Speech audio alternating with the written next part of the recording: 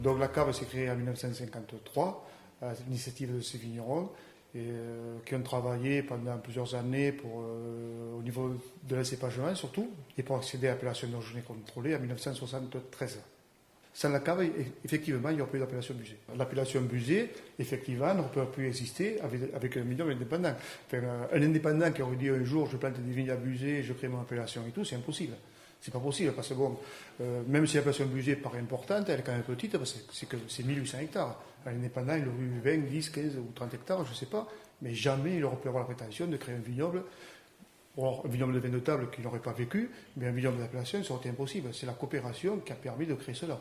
Donc, nous déléguons la gestion quotidienne de l'entreprise, un directoire qui est nommé pour 4 ans, qui est composé de aujourd'hui 4 personnes.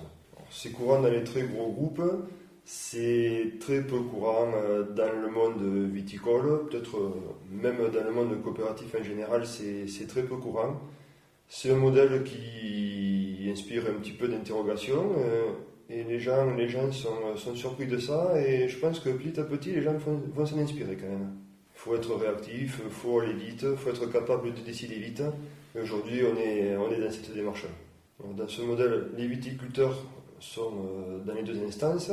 Donc c'est aux viticulteurs, aux vignerons élus de faire prioritairement on va dire, de faire cette descente d'information. Grâce au modèle coopératif et au système de mutualisation, nous avons pu intégrer l'ensemble des éléments de la chaîne de valeur au sein de Busé et du fait de notre poids économique dans ce département, pouvoir mobiliser des fonds qui nous ont permis d'investir plus de 10 millions d'euros sur ces 7 dernières années et intégrer ainsi toutes les compétences nécessaires à notre performance dans le marché. Je ne sais pas si c'est courant d'intégrer ça dans le monde coopératif en France et dans le monde coopératif viticole en particulier.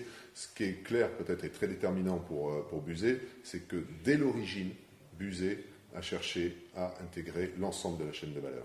Des coopératives comme nous, qui ont 100% de leur production prise en charge par nous-mêmes pour le commercialiser, je n'en connais pas d'autres.